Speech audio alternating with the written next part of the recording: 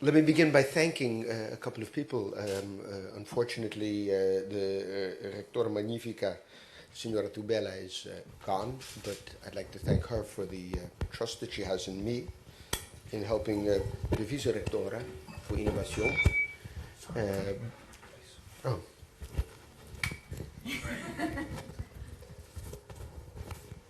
Okay. So we turn that one out. Okay, I can stand, I can sit, I can do anything I want. But I think I'd most like to thank the people that Begonia just mentioned from the eLearn Center, because 2 or 3 months ago, this very strange Dutch professor came and visited and started saying really strange things and having all types of ideas. And I think the only way to describe it is that I've been accepted with open arms. It's like coming now to a second family coming here. And it's not very often that this strange Dutch professor with strange ideas, who often has problems with things that people find to be normal and find things normal that people tend to have problems with, is accepted in that way.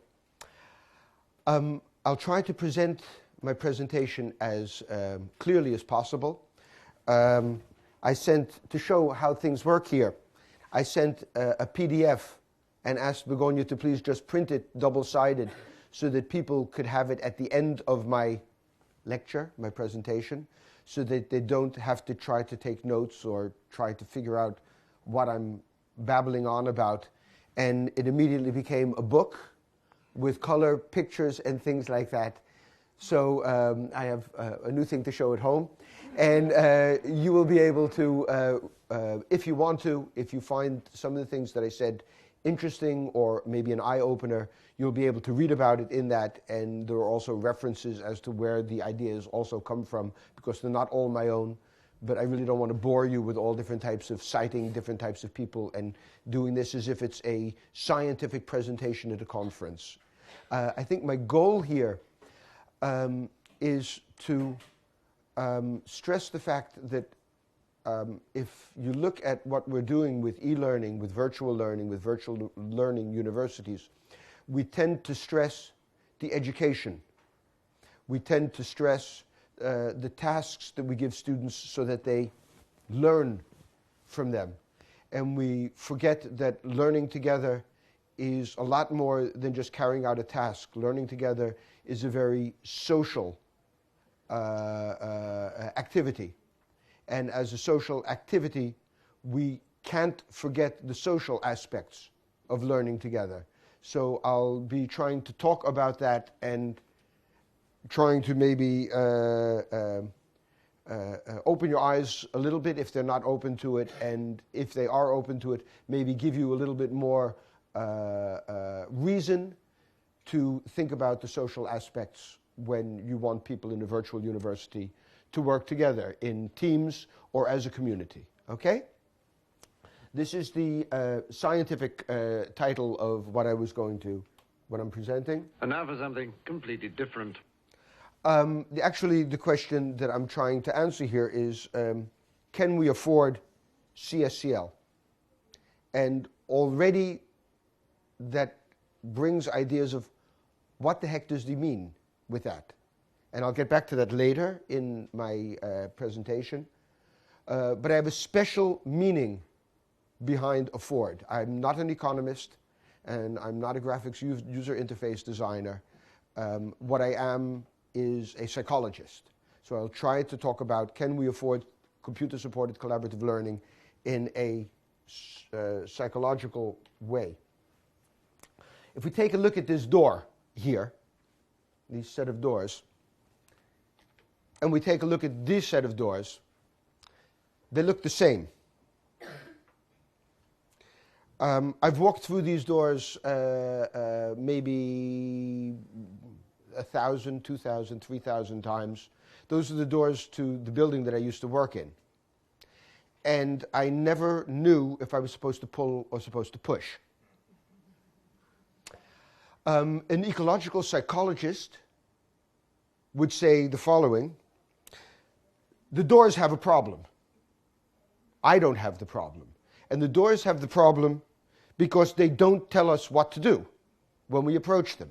And I mean, you probably come up to that often when you go into a modern store and you look for how do I get in, and you don't know where the sliding doors begin and where they don't because the whole glass front looks the same type of thing. So it's the problem is that an ecological psychologist would tell us the doors don't tell us what we're supposed to do with them. And a door is supposed to tell you what to do. Every object that you deal with should tell you what to do with it, if they're designed properly. Take this. This is a doorknob. You think, okay, this tells me somewhat what to do. In any event, I know I'm supposed to grab it and probably turn it if it's unlocked. You don't really know if you're going to go in or out, but you know you have to do something by holding it, and it's probably pulling on it. But you really don't know that. So all it is, it's a doorknob, and it allows you to enter somewhere. But not really.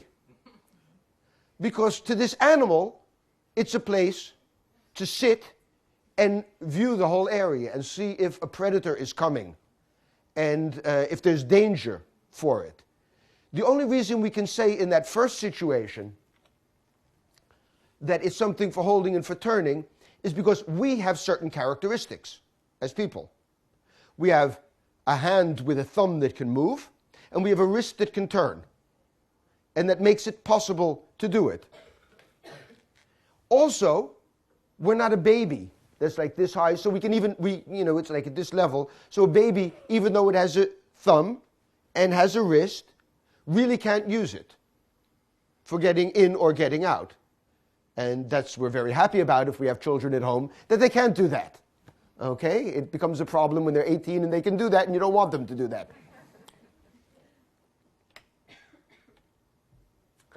So what I'm talking about is this strange term afford or affordances.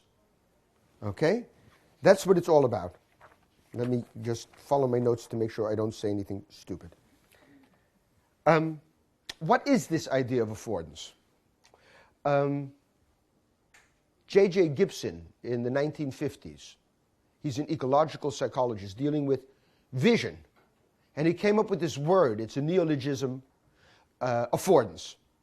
And what he said, it's a possibility for action. And it has two things. You have an agent with the door, I am the agent. And you have an artifact, that's the doorknob. With the tree shrew or the squirrel, the agent is the squirrel and the artifact is the doorknob. And this idea of affordance says this doorknob gives you a possibility for action. And it does it in two ways. There's a reciprocal relationship between the two of them. The reciprocal relationship is that the doorknob has this round thing which allows me to grasp it, and it's at a certain height, and I have a hand and a opposable thumb and a wrist, so I can turn it. So there's this relation between the two of us, between the agent and the artifact. At the same time, there's a perception-action coupling. You perceive something, and you do it. Now, that sounds easy with the doorknob, but I'll give you another situation because it goes a lot further than that. If you know me, you know I can get lost on this floor. I can walk in here, and if I don't consciously say, when you walk out of the elevator, go to this direction, the next time I come here, I will go in the wrong direction. Okay, so I go for a walk in a forest, alone, which is stupid of me. I should always take my wife, because she can do those types of things. But I go for a walk in the forest. And I come across, while walking in the forest, I'm going to move, I come across a tree stump, a log, okay? And I just started my walk, and I see that tree stump, and I walk on it, or I jump across it. And for me, it's, at that moment, a plaything, okay? Now, as I said, if you know me, I walk around this forest, and an hour and a half later, thinking I'm going somewhere else, I come back to the same log, after going up and going down, and I'm lost. And I come across this log, and I'm tired. And all of a sudden, that's no longer a plaything. That's something I sit on. It now, because although I'm the same person, my state has changed, and that plaything has now become a sit thing. It's the same log. It hasn't changed. But it now has a sit affordance and not a play affordance. So I sit down and I get my energy back and I think, okay, the sun's there and and my car is there, I think. So I go walking and I think I'm going to find my car and I come back to the same place again and I come across the same log. And of course I haven't found my car yet. So what I do is I go to that log and I stand on it so that I can see further. Maybe I can now, by getting up this high, I can see where my car is or where the path will lead to. It's again that same log, but I've changed again. An affordance is an opportunity to do something, and it depends upon this reciprocal relation and this perception-action coupling. What that reciprocal relation means is that if I am an elephant, I can sit on that log. If I am a giraffe, I can't. And the reason is, an elephant's back legs move in the same direction as mine and yours, like this. But if you've ever looked at a giraffe, well, the legs of a giraffe go in the other direction. They bend backwards. That means that giraffe can't sit there. So the reciprocal relation, the giraffe doesn't have the possibility of sitting because its knees don't bend. So take this lake, for example. For this type of fly, it's something that can be walked on, just like a floor for us. For a fish, a freshwater fish, it's somewhere where it can swim in, live in, and eat in. For a mammal, it's a place they can go down to cool off and drink. So it has also a primary bodily function. And for any type of waterfowl, it's a place to breed and procreate. Okay? It's all the same lake. But for each of the different types of animals here, it has a completely different function. That's the idea of an affordance. That's the idea of this relationship, a perception-action coupling, and that reciprocal relationship. We get into problems when our children see a peanut butter and jelly sandwich and a hole in a video recorder and sees that it's a great place that you can put your peanut butter and jelly sandwich. So sometimes the affordances can lead to problems. But again, it's a perception-action coupling. The child sees that slot and plugs it into there, although it's not meant for it. So saying, and you hear a lot of designers and psychologists, like Donald Norman, like Bill Gaver, very good people, talking about affordances as if a thing has an affordance, but it doesn't. The only thing that an affordance is an opportunity for action, and how we perceive it and what we do determines the affordance. This is a great affordance for, if you really don't want to eat your lunch, to put it somewhere for a child. It's a hiding affordance. Not built by Sony to do that, but. Okay, that's the first idea, that hopefully we now have a similar meaning for it. And then we go over to what is CSCL? Well, actually that's the wrong word.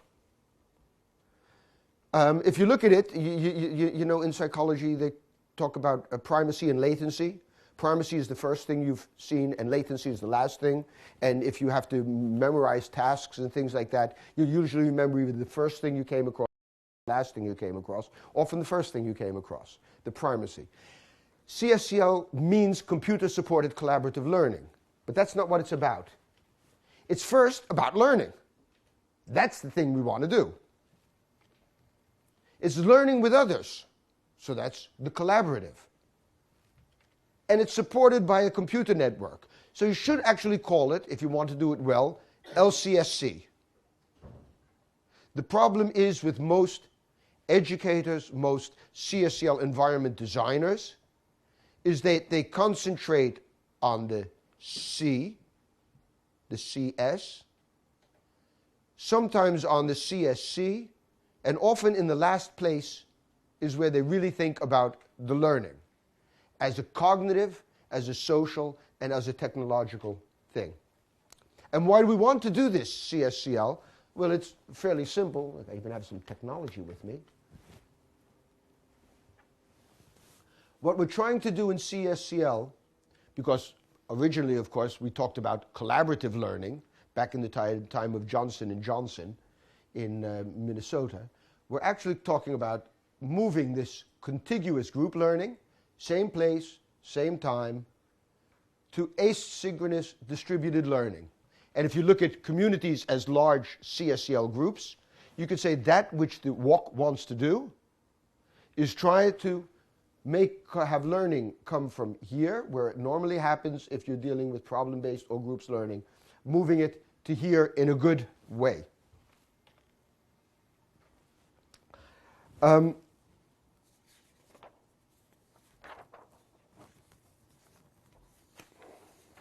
me make sure I don't forget to say something. This whole idea about affordances and CSCL and how you can design things to make use of affordances for reaching the potential of CSCL, and I say reaching the potential because often what we see in good research on CSCL is that all of our good ideas about what we can achieve, that children learn to argument, have dialogues, think deeper, learn more deeply, they often don't come out if we look at the research results. We often find that all of our good ideas and good intentions don't happen to come out. So for me, there are four basic premises with respect to how we should think about designing this type of learning and these types of learning environments. The first is here about the artifacts and our perception of them influence our behavior. You walk up to this type of doorknob or this type of doorknob and you have this idea of affordance. You will never try to pull on this one and you'll never try to push on this one. You have this perception-action coupling, and our perception of them, it influences our behavior. And you can see that, for example, in hallways. If you go to a building, if you walk down a hallway in an office and there's a window there, and a window at a certain height, you can see whether or not someone has been in there. You see that because light comes through it. You can look through it and you can see that someone is there or not. And if you see that someone's there, you can also see that that person's on the telephone at that moment. So maybe you shouldn't interrupt. Okay? So that first, that it's an interaction between the artifact and the agent that has something to do with behavior. You can see that fairly easily here. But it's not as simple as that. These affordances for activities have certain constraints. For example, there are physical constraints. If this window there is opaque, white milk glass, you can't see through it. So the only thing you can see is if the light is on or not, but you don't know if anyone's in there. And you can see it in e-learning or e-learning environments. If a button is on the screen, you can move your cursor to that and try to click it. If it's not on the screen, you can't click off of the screen. So this idea that the screen has a certain affordance really doesn't exist. It's the fact that you put the button on it that makes it. If there's a constraint there, it has to be there in order to afford something. A second is there's a logical constraints. You don't put a window on the bottom of a door. If you're dealing with that type of thing. You often put it on the top if you don't want people to look through it, but you usually, logically, you won't find windows like at this level so that people have to go like this unless it's outside of a building and it's, you know, someone's window there, but for you it's like this. But it's the same thing, there's this idea of a logical constraint. If you have a web form, you'll have a submit button on it. Sounds very normal, but you'll have it, and it'll be visible. It won't be somewhere off of the screen that you have to scroll down to. And there are also cultural constraints, and that's you will never have a clear window on a toilet door. I mean, our culture doesn't allow for that type of thing. And in the same way, our cultural constraints have taught us that you'll never have a program start without the ability to stop it. In our culture, you have to have a certain amount of control over the situation, and they used to have those types of things, but people didn't accept that somebody else determined when something started and stopped. But there are also conventions that we use. Those are different from the constraints. And the conventions are arbitrary and culturally determined. Cultural is something like, you don't interrupt someone when they're talking. Okay, that's a very cultural constraint in a conversation, a collaborative situation. You let someone finish their thought. But you also have cultural constraints in e-learning environments. One of them, which a number of us have forgotten, is you don't reply to all. I don't know how many of you people are in organizing committees of things, but all of a sudden you get this bombarding.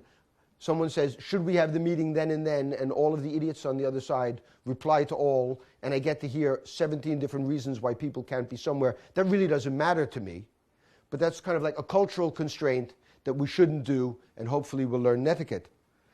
But they're often very arbitrary, and people think these constraints, what do you mean by arbitrary?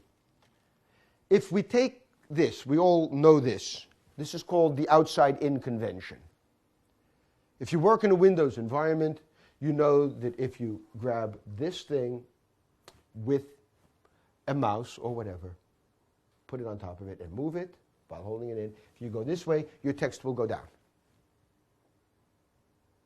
And if you move it this way, your text will go up. Very strange type of thing. Moving something down moves something up. Moving something up moves something down. Moving it left moves it right. Moving it right moves it left. Okay? Strange. But we all know it, and we do it without a problem. It's completely arbitrary.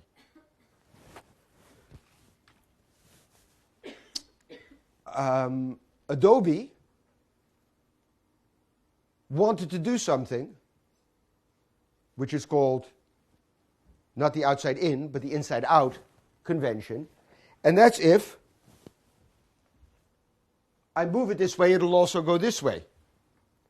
And what they were smart enough to do is to realize that there already was a convention, the outside in, and they designed something, a hand, which kind of gives you an idea, and said hand is grabbing, and if you move it up. So now we know, without any problem, if we go from one environment to the other, that they have two completely arbitrary different conventions, and we can make use of them. I could tell you horror stories about the Open University of the Netherlands in relation to their conventions that they use there. And I think it's in the book also, where they decided we should change the idea. Everybody knows that if you want help on a screen, you go to the question mark. Our great designers at the Open University of the Netherlands decided to change that and made a symbolic, what's it called in English? A life preserver. You know, the thing that you throw from a boat to somebody in the water? It's a circle like this with a line this, and this.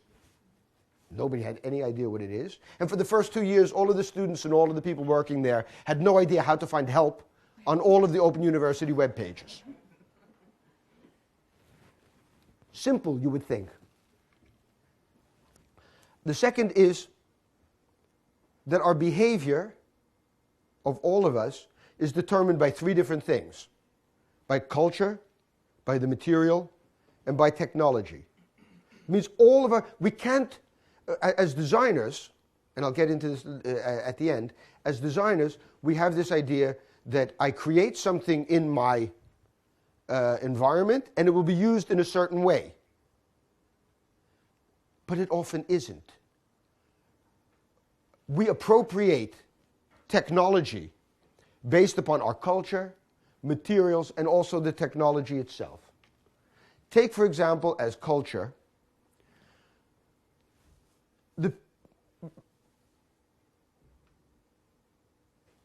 the people on the top left see this idea of an oil pipeline as something that will interfere with their way of living. On the right, the oil company, culture, sees it as a way of transporting oil and making money.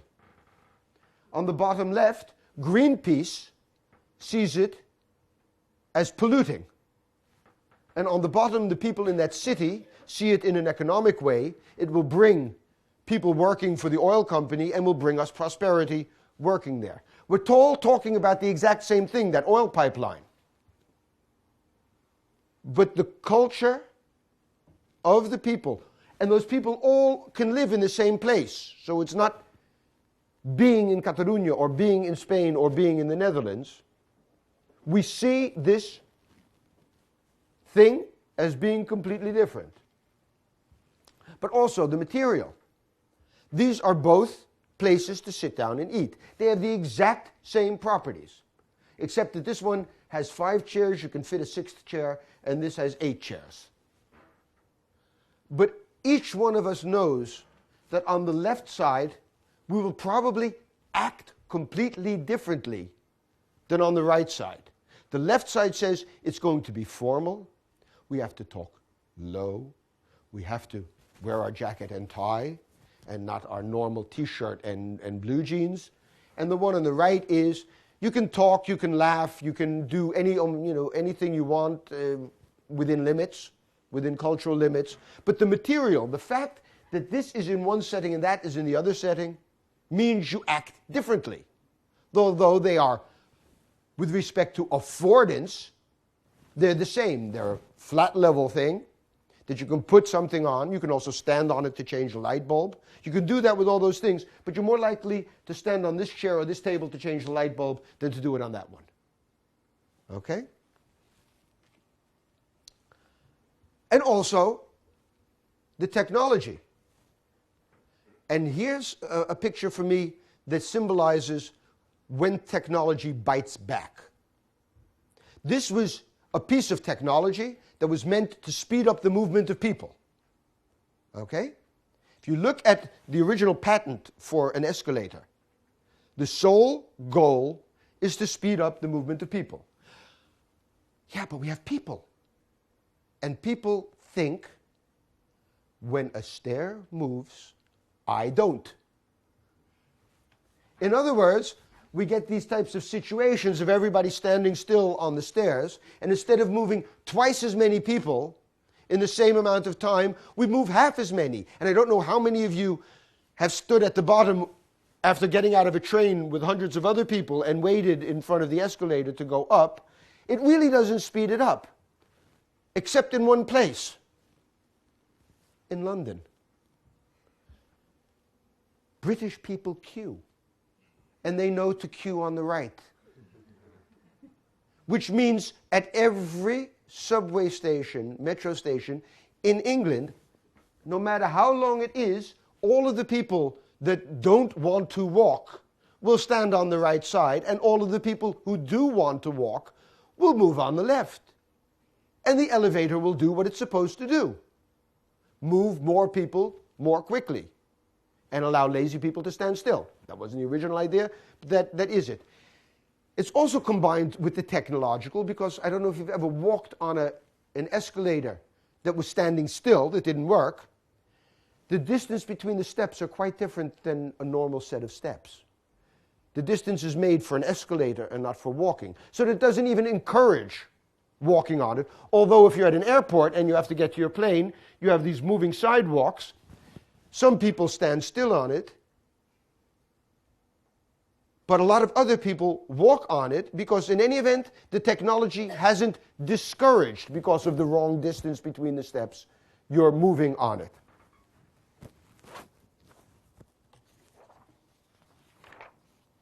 Third is kind of like you could say it's an open door in Dutch. This education is always a combination of three aspects: technological, social, and pedagogic. And we can see that here because they all have learning materials. They're all together in a room. There are all desks to put things on. So they're fairly similar situations. There's no reason why here there couldn't have been a computer. If I could have found the picture, there would have been a computer on each desk. But in the top left one is for individual competitive work. The one on the right is for small groups, but often teacher-led. And the one on the left bottom is something where people are collaborating with each other, although they all contain the same parts. So what's it all about? And I'm not going to sing Alfie at the end of it. What we're talking about, and this is something I designed with Karel Krijns in the Netherlands. The first thing you need to look at if you want people to work together, in my opinion, is the social interaction.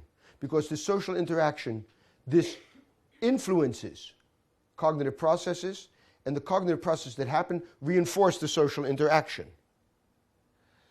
When we're working together and someone comes up with a good idea, the social interaction will increase. Hey, that's a good idea. All of a sudden, the social aspect, you'll give somebody a pat on the back and have them feel good and do all those types of things, which will then, again, affect the cognitive processes. But also the social interaction affects the socio-emotional and social processes. It affects that, but those processes affect the social interaction. If you find people that you can talk to and things like that, it will reinforce the social interaction between you, which will again affect the socio and emotional processes.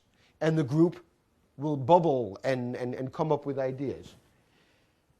And then from this situation, although most people, when they get into cognitive processes, this affects the learning processes and, of course, the learning performance. And, of course, this is both the outcome of cognitive processes learning, and that learning reinforces the cognitive processes. The more you know, the better the schemas, the better you'll learn, et cetera, a type of snowball effect. What we forget is this learning performance also has an impact on the socio-emotional aspects. That one person starts teaching the other. All of a sudden, the problem's in, hey, that's a nice guy or girl. Or, hey, I can really learn something from them. Or, I need to become more involved with that person. And in the same way, the social-emotional process, of course, the outcome is social performance with each other, but that also affects the cognitive processes. Because when you work well together, when you trust each other and things like that, you get better cognitive outcomes. You'll work with each other. You'll have the idea, I will work harder for someone else because I have a good relationship with that person. Because I know in another situation, that person will work harder for me when I need it. Yeah? That's called mutual performance modeling in scientific terms. And I'm going to go shortly into each of those three things. The educational aspect, when we're talking about educational affordances, deals with who's responsible if you're trying to make something that people work together on, or even if they're working alone, who's responsible for it, who controls it, and what type of task is it. And we often forget those those things when we're doing it, when we're making it. I'll try to give you two examples of that. A very good PhD student at the Open University at the moment, who happens also to be my daughter, who I publish with, Femke, is doing research on how complex does a problem have to be before people will work together on that problem. I don't know how many of you have worked in problem... I'm going to take this off. Have worked in problem... Oh, that's a problem. Okay, we will solve that by ourselves. Okay? We don't need any help here. We will put this in our pocket. We can't help even if we don't want to. See, he doesn't trust me, apparently. I don't trust him anymore either. Okay. I don't know how many of you have worked. The younger of you have probably worked in problem-based learning groups. There are a lot of universities that are making use of it. And what you often find is the first time the students work together, the second time students work together, And after that, the teacher has to come up with an idea of you have to send each other 6 emails, otherwise you can't take the examination or you get extra points, or you have to come to the place that we're meeting together if it's face-to-face, collaborative problem solution. There are going to be 10 tutor meetings. You have to come to at least 8 of them, otherwise you can't take the examination, you fail the course. And I always think, that's kind of stupid. Why are we doing that?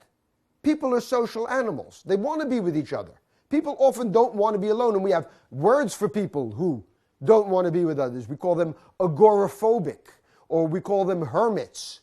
We have all of these pejorative terms for people who don't want to work with each other. But students don't want to work with each other. Why not?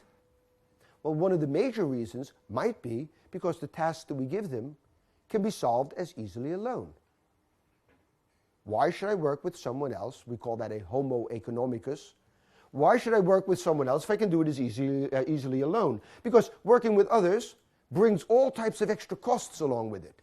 I call that transaction costs. I didn't think of it myself. It comes from economics. It means all of the things above what you normally see as a cost. And the transaction costs here are communication and coordination. If you're working with other people, you have to communicate with them, you have to coordinate. That means to communicate with them in a face-to-face collaborative learning setting, you have to go somewhere. You have to leave your home and go to a classroom. That's a cost in order to communicate with them. If you have to coordinate, you have to make sure that someone else isn't doing the exact same thing you're doing and forgetting to do something that you're not doing, because otherwise you've both done a lot on this but nothing on that. So it has a lot of costs. If it's not complex enough, you're not going to do it together. So that's about the task dimension. So she's doing research on how complex does a task have to be to get people to work together on it. When are the transaction costs lower than the benefits of working together? Often when we make tasks for collaborative learning, we forget about that. We give a task that we would normally use in a classroom for one person, and then wonder why they're not working together. Duh! The second aspect is this idea of control and responsibility, and I'll give you a completely different example of that. My youngest daughter, I tend to use my children as examples. My youngest daughter, Mara, was in her senior year of high school. I think it was senior or junior year of high school. And they wanted to have a Christmas dance, a gala as they call it, there.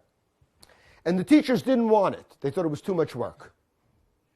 So they said to the kids, knowing that kids never work together and get things done.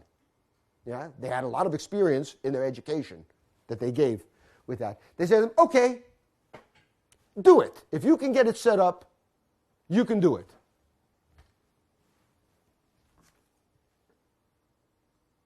The responsibility was now given to the group. The task was authentic. But the teacher didn't say, you're going to do this, you're going to do that, and these are the things that have to be done. They decided amongst themselves, you'll print the tickets, I'll get the band, you take care of this, somebody's going to do the catering, someone's going to get the bouncer at the door for security.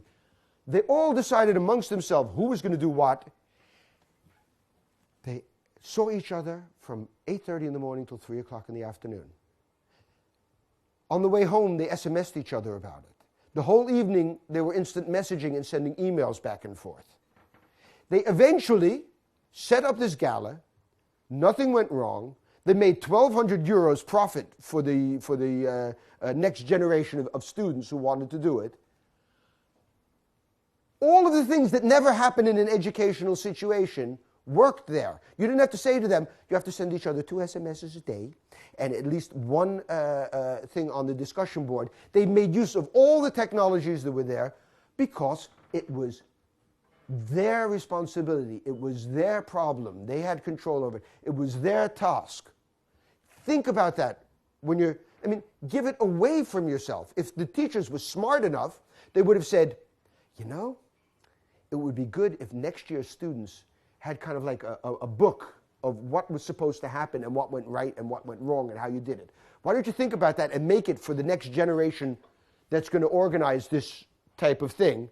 And you would have had a perfect thing that you could have also given them all a 10 out of 10 for. in a course in economics or business. But no teacher was smart enough to think, hey, you can informally and non-formally learn, and you can also even grade that type of learning.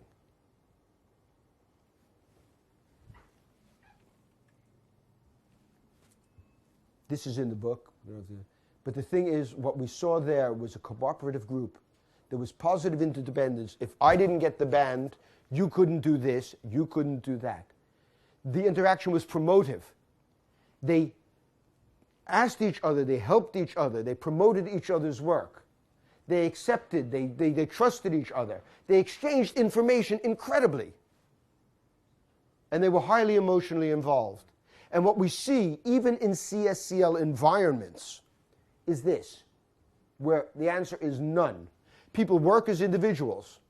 Why? Because the others might not do their work. There are social loafers. Why are there social loafers? Because someone else will do it. There's absolutely no trust, no support, anything like that. It's actually somewhere between these two, between individualistic and competitive, because if I, in my collaborative learning group, teach you something, and the teacher at the end, instead of evaluating our work, gives us all an examination, by my teaching you something, you will get a higher mark on your examination, and if my teacher is stupid enough to grade on the curve, my A will become a B. So it's actually counterproductive for me to teach you or tell you anything. So I keep the information to myself, or I tell you even the wrong things. Because once our project is done, I don't want you getting a better grade on the examination than I have. Biggs would call that not constructively aligned. The learning technique, what you wanted to learn, and the way you evaluate or assess it were not aligned with each other. The social aspect, working together is more than just giving people a bunch of donuts, a whiteboard, a table, and coffee. Although we do tend to think if we give someone a CSCL environment, they're going to collaborate with each other. What do you need? First, especially in a virtual university or in, let's say, distributed learning, you need to feel that the other person is there. That's called social presence. You have to have this idea. You have to, in some way, socially have other people have the idea there is someone there, an embodiment. We know that's in Short, Williams, and Christie, and when they were doing things about video. We need trust. We need trust in the way that we're willing to say something stupid. We're willing to take a risk. We're willing to take a chance. That's called psychological trust, as a matter of fact. But you're also willing to rely on someone else. So there are two types of trust.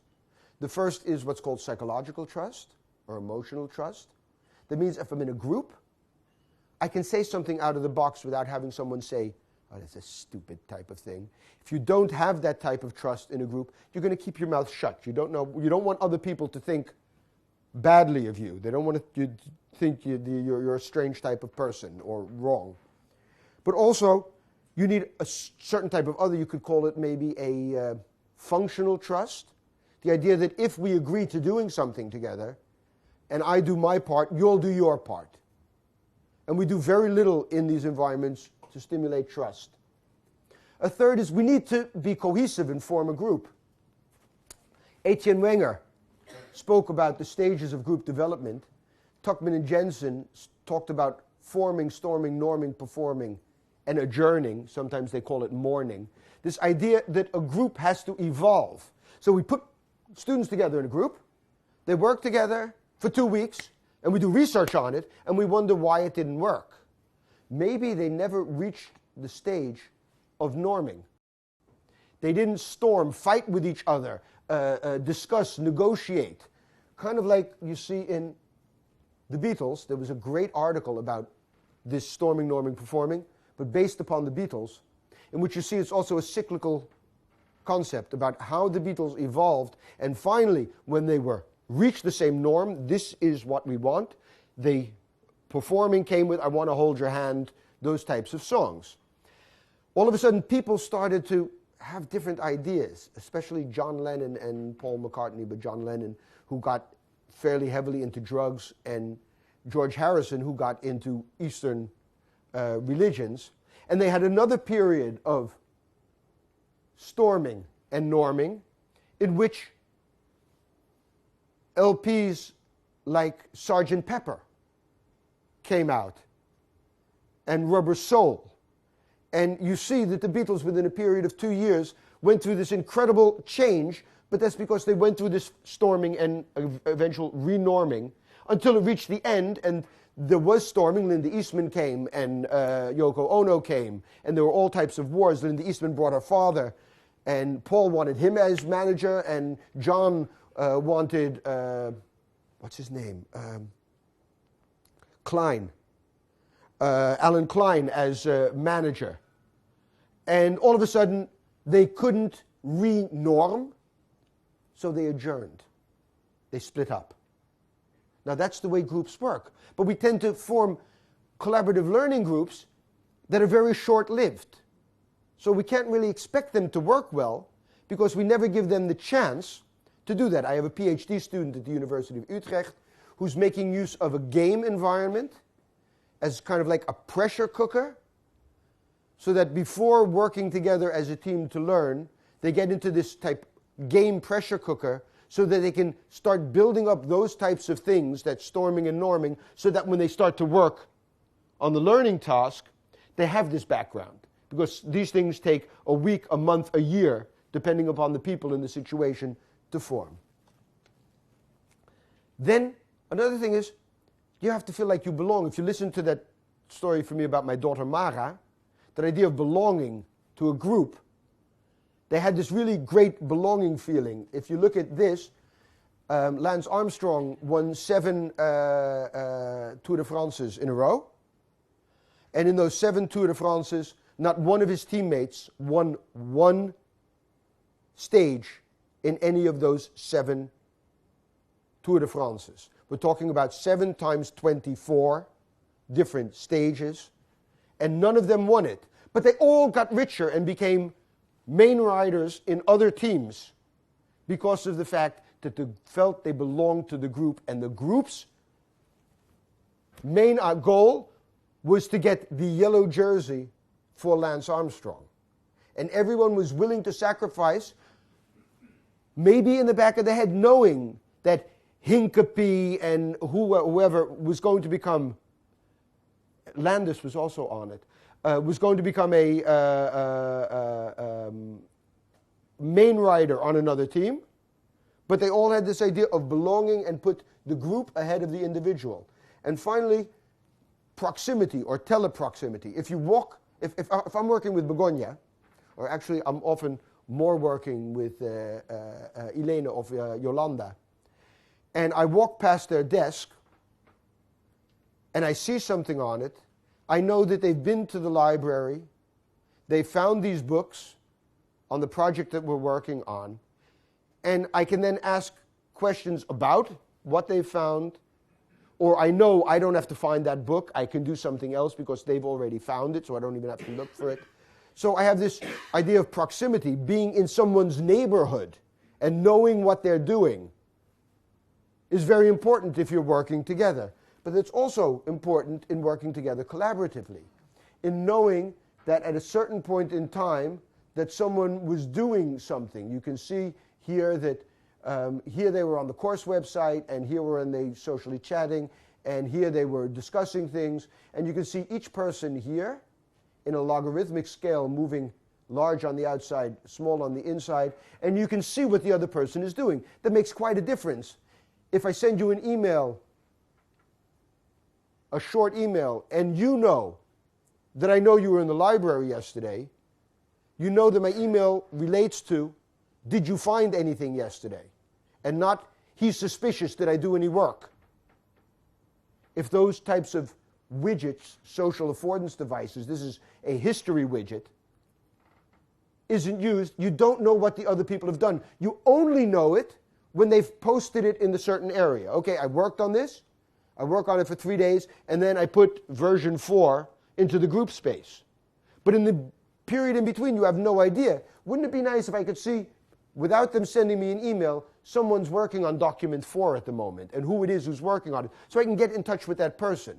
Wouldn't it be good if I saw that every evening someone tends to get on the online synchronous mode, and I want to talk to that person knowing, hey, I see that almost every evening that person is online. Maybe I should go online at 9 o'clock tonight and I can chat with that person and solve the problem without having to send these types of emails around.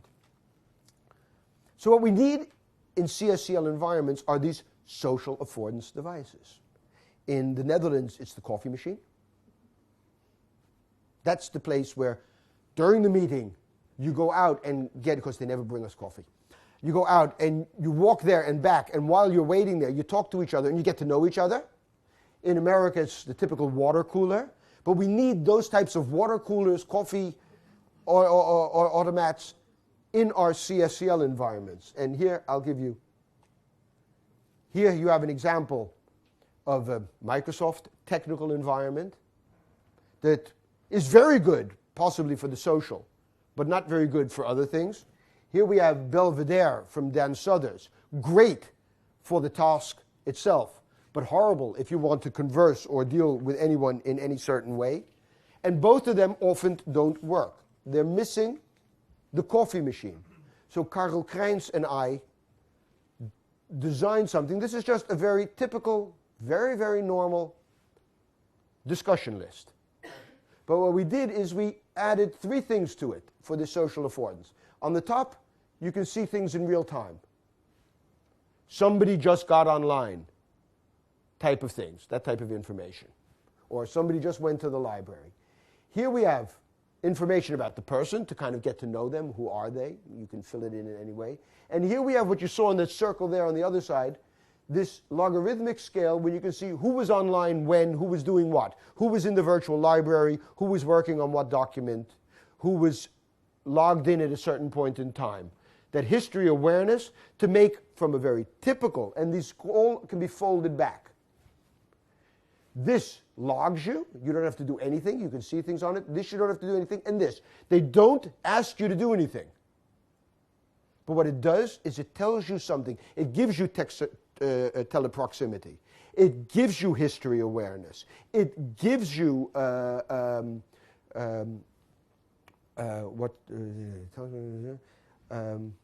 the idea of social presence. If you see that someone just got online, hey, someone's just got online, I can do it. And ICQ and those types of devices also give a certain amount of that situation. The second part of it, if you're dealing with working together and the cognitive and social aspects of it, is misunderstandings and what that can lead to. And you have 2 types of misunderstandings. One misunderstanding where you get into a fight with each other, but another, which is maybe even worse, is where you really don't understand each other. Take, for example, my original statement, can we afford CSCL? If someone here was an evolutionary psychologist, that person would know, when I also said that I was a psychologist, would know that what I meant by afford, what I meant, not what it means. And if someone here is an economist, they would think, can we pay for it? And if someone was an interface designer in the tradition of Bill Gaver, they'd think about, what can I show on the screen? We have 3 different ideas about it. Take the word elegant. Case study. We're working together on a biology course here at the Walk. One of us is a biologist. One of us is a user-face designer. Yeah? And one of us is the computer programmer. Okay? And the 3 of us have to make this course. And we say this course in biology and this web application we're making, it has to be elegant. And so, all 3 of us nod yes. And we go out and we work for 2 or 3 weeks and we come back. And we've all designed something that's elegant. And the biologist comes back, and he comes back with this curriculum that's kind of circular, okay? Curriculum. Why? Because elegant for a biologist is something that's fractal, something that repeats itself. So we'll first discuss something at the level of the organism, and then we'll discuss it at the level of the organ, and then we'll discuss it at the level of the cell, and then we'll discuss it at the level of the organelle in the cell, and then we'll discuss it, because all organisms breathe, excrete, procreate. At the organ level, we see the same things happening. At the cell level, we see it happening. At this microcellular, we see it happening. So he makes this great concentric curriculum. Spent 2 weeks designing it perfect. We got it. And all of a sudden, the next person gets up, and that's the graphics interface designer. He thought, oh, it has to look good. We have to have a lot of colors, a lot of buttons. We have to make the books in 4 colors. We have to have music behind it. We have to have videos. It has to be multimedial and those things. A really elegant course. Looks good. That's the user interface designer's idea. And the two of them look at each other and they think, okay, now what's going to happen now? And then the programmer comes and he says, oh, elegant. That means parsimonious. As few lines of code as possible. Let's use a keystroke method. Control this, F that. Simple as possible, because elegant to a programmer is parsimonious. They both worked for 2 weeks on this, but they had no idea they were working on different things. So they came in together, and at that point in time, they had to describe to each other, because the biologist says, that's elegant. And the graphics user interface says, yeah, that's a nice picture.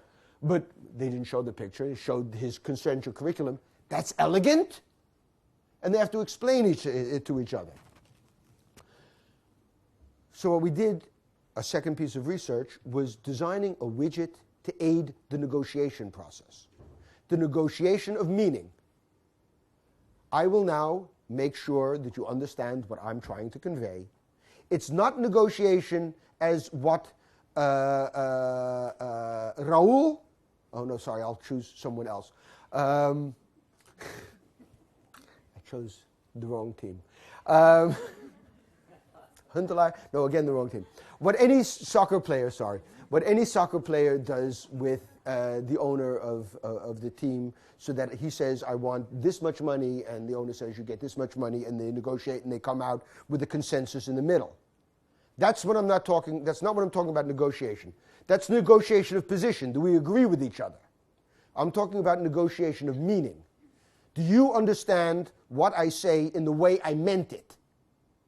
Now, the Shannon model says, I say it, it goes through a medium, you understand it. This is more the Václavic communication model. I say something, it goes to something, you understand it in a certain way, you come back to me, I clarify it, I come back to you. So we did, he said, what most people think about sharing knowledge is you go from here, unshared knowledge in your own head, you externalize it, you tell it to someone else, and we shared it.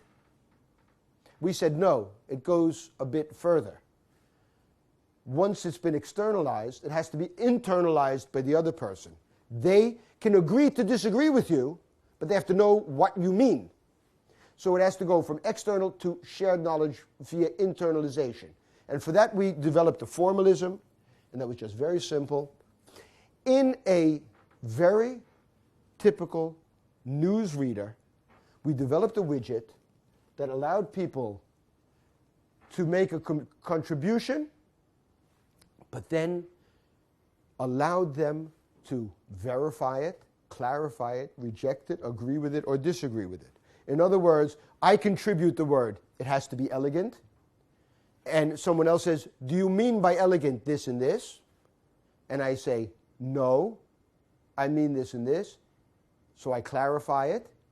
And then someone verifies again, oh, you mean that and that? And someone else in the group says, yeah, like a fractal. And all of a sudden we know what that person means by elegant. We might not agree with it. We can choose to agree or disagree. But in any event, we know what we're talking about.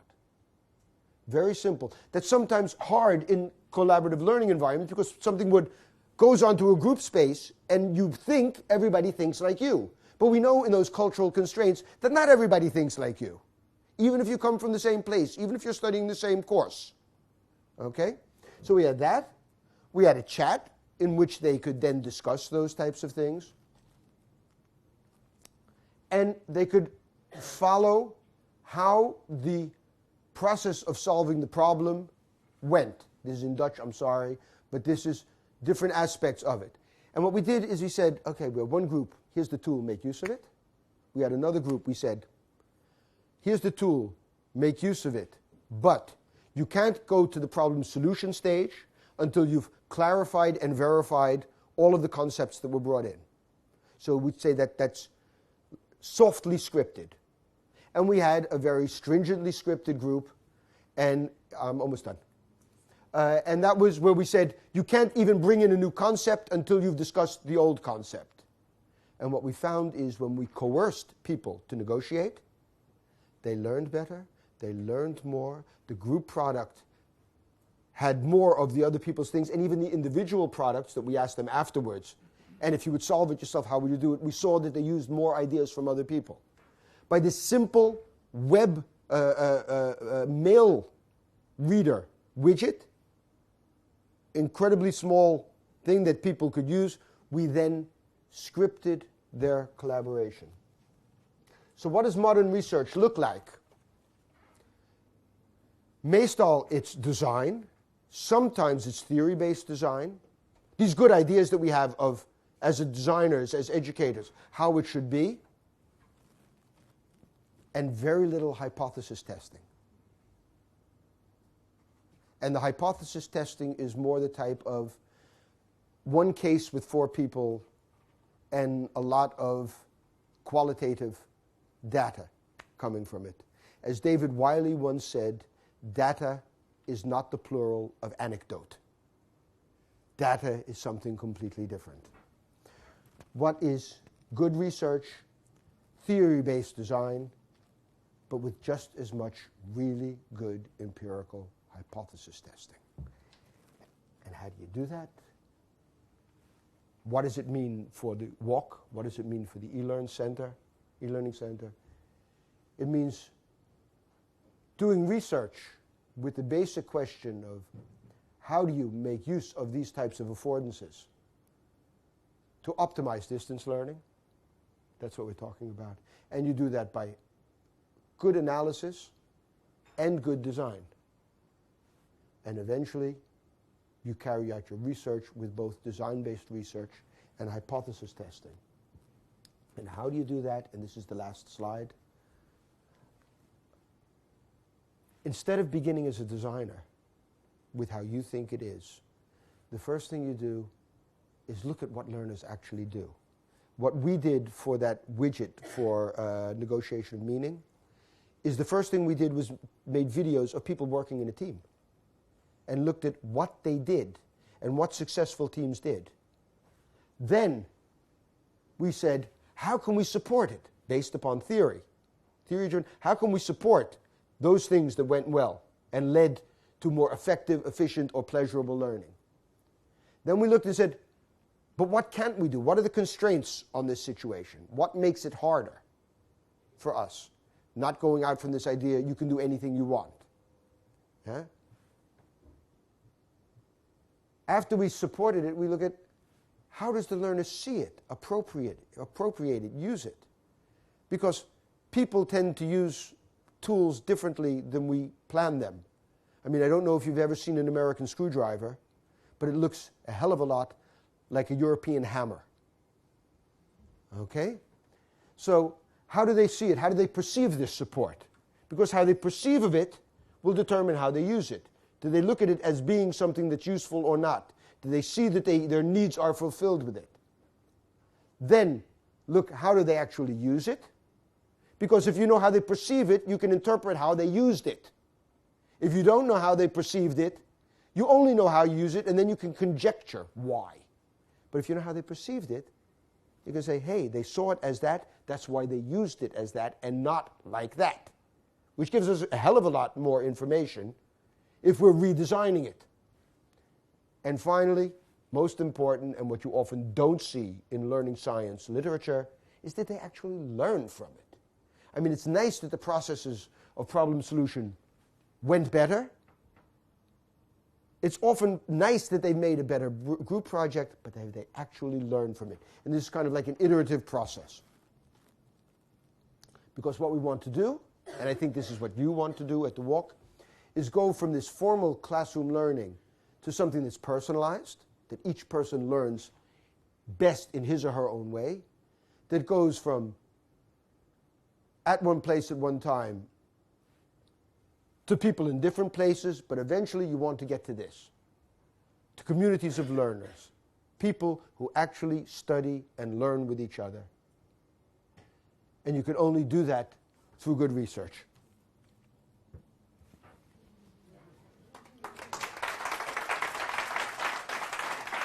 Sorry that I probably went over the time limit.